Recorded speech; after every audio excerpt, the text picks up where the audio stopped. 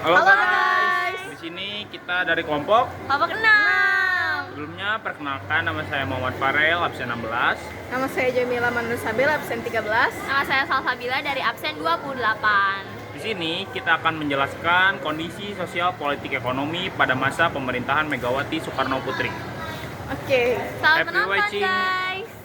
And enjoy. Bye. Pada 23 Juli 2001, Gus Dur dilengsarkan berbarengan dengan dilantiknya Megawati sebagai presiden oleh MPR yang diketuai oleh Amin Rais. Alasan lengsernya Gus Dur dipicu oleh laporan panitia khusus Pansus DPR terkait dugaan penyelewengan dana. Selain itu, ada berbagai tuduhan seperti membuat kebijakan kontroversial, membekukan DPR atau MPR, dan menyalahgunakan jabatan. Megawati menjadi presiden perempuan pertama di Indonesia. Beliau memiliki nama panjang Diah Permata Megawati Setiawati Soekarno Putri. Ia lahir pada tanggal 23 Januari 1947, yang merupakan putri dari pasangan presiden pertama Republik Indonesia, yaitu Soekarno dengan ibunya Fatmawati. Pemilihan wakil presiden untuk mendampingi Megawati berdasarkan pemilihan. Adapun beberapa calon yang ingin mendampingi Megawati yaitu Agung Gumelar, Akbar Tanjung, Siswono Yudhokusumo, Susilo Bambang Yudhoyono, dan Hamzah Has. Berdasarkan pemilihan pada saat itu, Susilo Bambang Yudhoyono menang pada putaran pertama dan kalah pada putaran kedua. Kemudian MPR menunjuk Hamzah Has untuk mendampingi Megawati sebagai wakil presiden. Sejak pertama kali dilantik, sistem pemerintahan Presiden Megawati berupaya memberikan kondisi yang kondusif untuk membangun kembali ekonomi yang porak-poranda sejak terjadinya krisis. Pendarahan dan koma ekonomi politik sejak 1998 hingga 2001. 4 masalah utama di bidang ekonomi adalah utang jatuh tempo, kas negara yang tidak memadai, masih lemahnya daya beli masyarakat, dan mengembalikan kepercayaan asing kepada Indonesia. Presiden Megawati Soekarno Putri mengawali tugasnya sebagai Presiden kelima Republik Indonesia dengan membentuk kabinet. Kabinet ini memiliki 5 agenda utama, yakni menghapus KKN, menyelamatkan rakyat dari krisis yang berkepanjangan, meneruskan pembangunan politik, mempertahankan supremasi hukum, dan menciptakan situasi sosial, kultural yang kondusif untuk kehidupan masyarakat sipil, meningkatkan keamanan dan hak asasi manusia.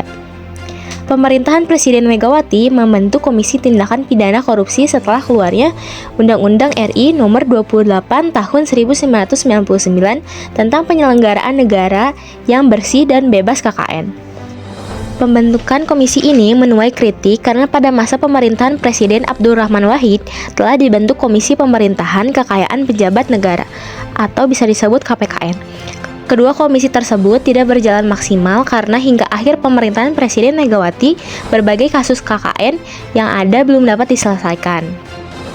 Reformasi bidang hukum dan pemerintahan. Pada masa pemerintahan Presiden Megawati, MPR kembali melakukan amandemen terhadap Undang-Undang Dasar 1945 pada tanggal 10 November 2001. Amandemen tersebut meliputi penegasan Indonesia sebagai negara hukum dan kedaulatan berada di tangan rakyat.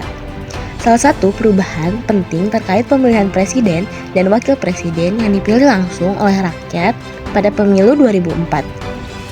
Pemerintahan Presiden Megawati juga berupaya melanjutkan reformasi ditandai dengan dikeluarkannya Undang-Undang Pers dan Undang-Undang Penyiaran.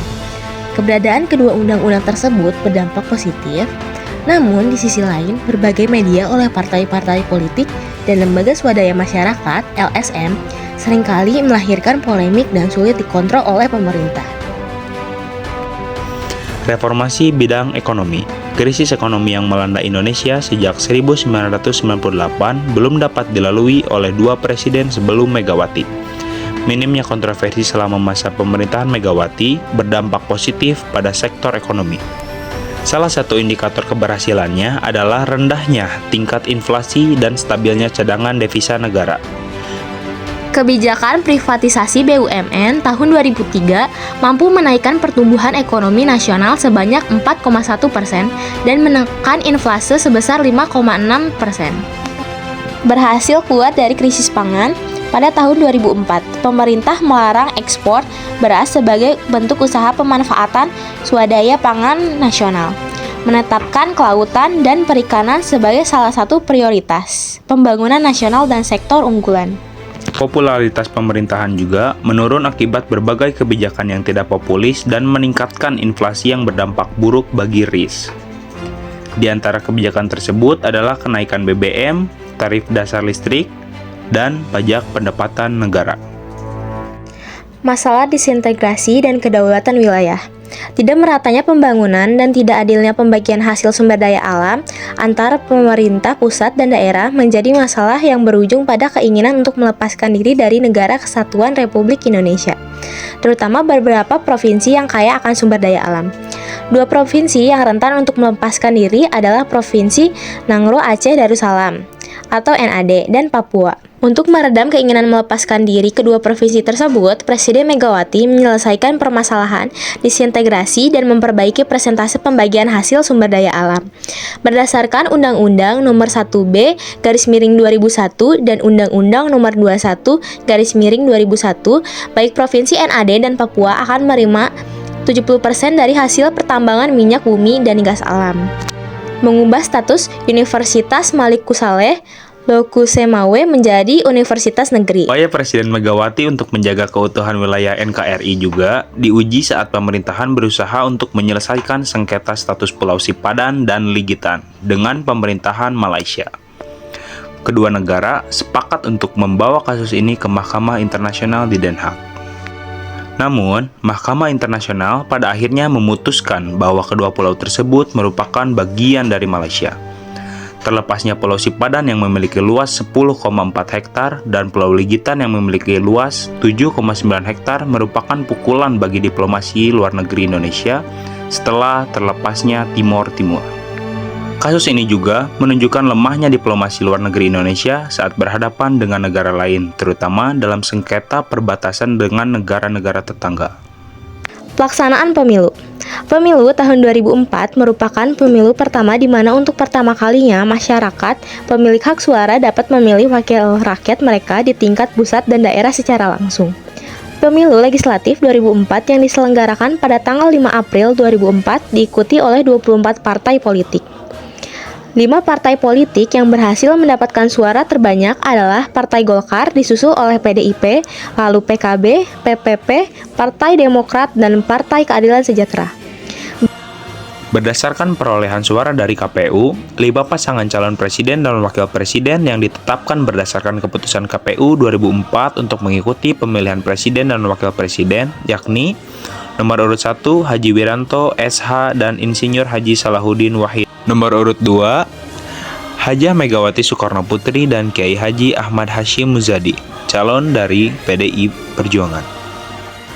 Nomor urut 3, Profesor Dr. Haji Muhammad Amin Rais dan Dr. Insinyur Haji Siswono Yudohusodo, calon dari PMB. Nomor urut 4, Haji Susilo Bambang Yudhoyono dan Dr. Andes Muhammad Yusuf Kalla, calon dari Partai Demokrat. Dan nomor urut 5, yaitu Dr. Haji Hamzah Has dan Haji Agum Gumelar, MSC, calon dari PPP. Pemilu presiden yang diselenggarakan pada tanggal 5 Juli 2004 belum menghasilkan satu pasangan calon presiden dan calon wakil presiden yang mendapatkan suara lebih dari 50%. Sehingga pemilu presiden diselenggarakan dalam 2 putaran. Dalam pemilu presiden putaran kedua yang diselenggarakan pada tanggal 20 September 2004, pasangan Haji Susilo Bambang Yudhoyono dan Dr. Andes Muhammad Yusuf Kalla mengungguli pasangan Hajah Megawati Soekarno Putri dan Kiai Haji Ahmad Hashim Muzadi. Dan hasil akhir dari pemilu tersebut, Susilo Bambang Yudhoyono dan Yusuf Kalla yang keluar sebagai presiden dan wakil presiden. Setelah tidak menjabat sebagai presiden, Megawati tetap aktif di bidang politik. Beliau menjadi ketua Partai PDI Perjuangan. Pada 22 Maret 2018, beliau diangkat menjadi Ketua Pengarah Ideologi Pancasila. Beliau juga menjabat sebagai Ketua Panitia Pengarah Badan Riset dan Inovasi Nasional sejak 5 Mei 2021.